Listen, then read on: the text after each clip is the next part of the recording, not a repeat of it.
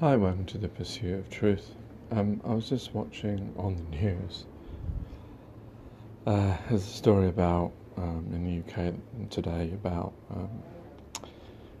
rises in children with mental health issues, and they were talking to the statistician who had compiled this report. And well, one of the things that interested me, well, there's a few things, but one of the main things that interested me was the news anchor asked, after a few other questions, what's causing this? I would have thought that's a pretty standard question to ask, no? Like if there are rises in something, and there's lots of children, and these are children between 2 to 10 to teenagers to after teenagers that they were talking about. And there are lots of different specifics about things, to do with their ages, to do with, boy, girl, which, what time they report more issues and how they got the data. But they didn't know why. Well, to me, what's the point? If you're going to do this big report, you're going to, because they asked them, how did you get these stats? So, because they were thinking, are they just NHS stats, actual people who are going to the GP and reporting mental health issues? And they said no.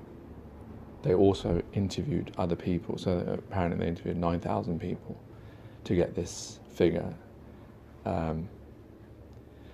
So there's many problems with that. Anyone who knows about statistics knows the problem of if you have a certain amount, you can get any figure you really want. If there's known factors, you can, sway statistics. So the problem is it's a mental thing in the sense, mental, that's probably the wrong word, in the sense that how things are looked at. How you can get 9,000 people interviewed and then you can equate that to everyone in the United Kingdom. I'd understand if they looked at just NHS, because then you could actually look at real trends, because then you could say that, okay, in the NHS, assuming, I don't know how they collate all these figures, to all different GPs, do they all send all their information to some big hub somewhere? I very much doubt that either, because, have you ever been to a GP and you see how useless the receptionists are, no offence, but they're not, I don't see them typing things in, or maybe they have to, I don't know. But I do wonder how they would get the information anyway. But let's assume that they do actually, all these GPs around the country, even places where they don't have broadband, they all fill out things and they enter it into a computer system of people who have mental health issues. Maybe they do it for children, I don't know. And then that goes to a hub, and then at least you could see trends.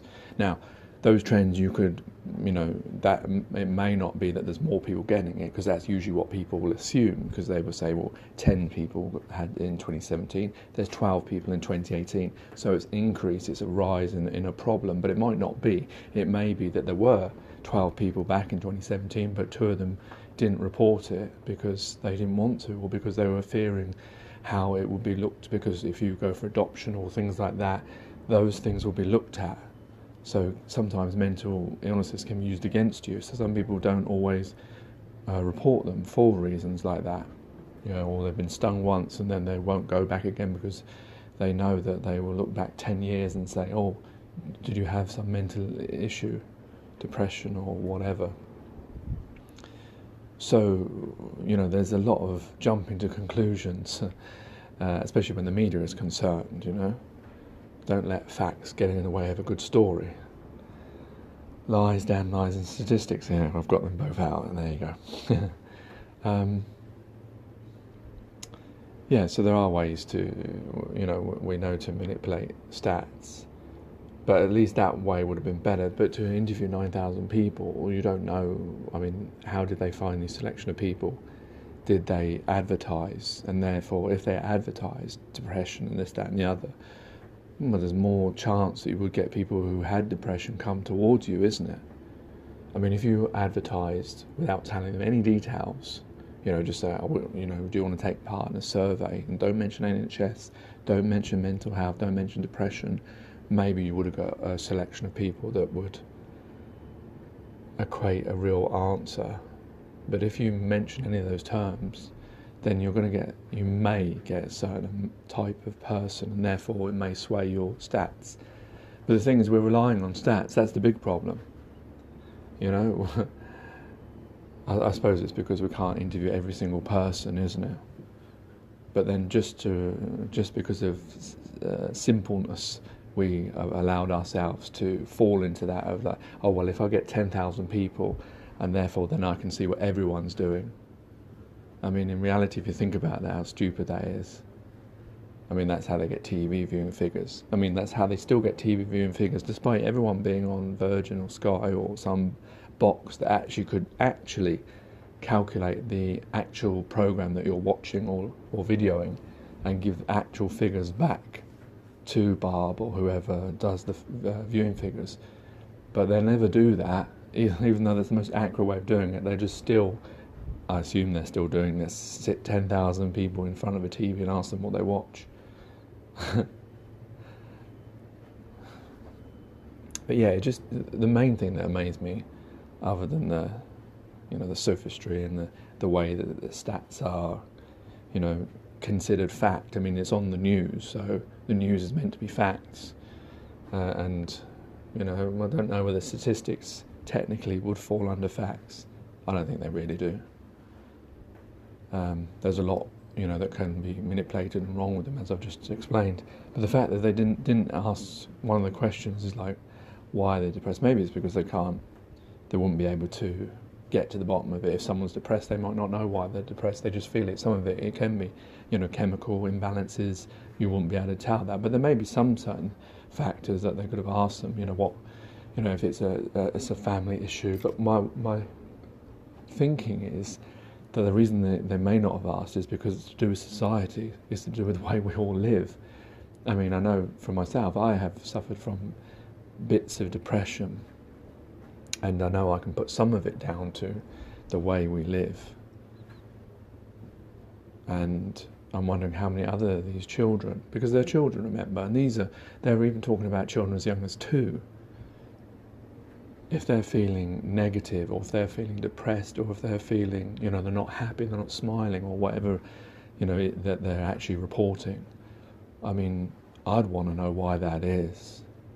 Definitely, that would be, the numbers and the stats, maybe that's to get money, so that the NHS can put a budget out, or someone can put a budget out and get money. I don't know who this company was that performed these stats for the NHS and what their end goal is out of that. Probably to provide a service. But I would want to know why. Why is this happening? Is there something that can be done? But the problem is it's probably the real reason is because of the nature of society and how broken it's becoming, due to the way people are believing in things, from television and from other people. You've only got to look at Instagram or Facebook or even YouTube or the television channels you watch, the music stations, MTV, you watch all that stuff. You look at all of what's really on there, you can see how it's damaging society, why it's bringing crimes and all sorts of issues because of the nature of what is being broadcast, what is being shown, what is being trumpeted as a way to live, And I'm sure a lot of these kids is to do with, how many likes they're getting, how many followers they have, all this kind of business that, these big companies, they love that. That's how they generate their business. That's why they have likes. That's why they have that. But there's not necessity to have that. That creates a kind of mindset, the wrong kind of mindset. It's not, So yeah, there's lots of these things, I'm sure, that are to do with the fabric of how each of us lives our lives. The dysfunctional and divisionary way that as a species we're living, which I've detailed in many of these podcasts and which I don't need to really tell you. I think we all should, with our own eyes, be able to see this existence that we're living in, and how messed up it is, to put it politely. Right, take care, take it easy, God bless and peace.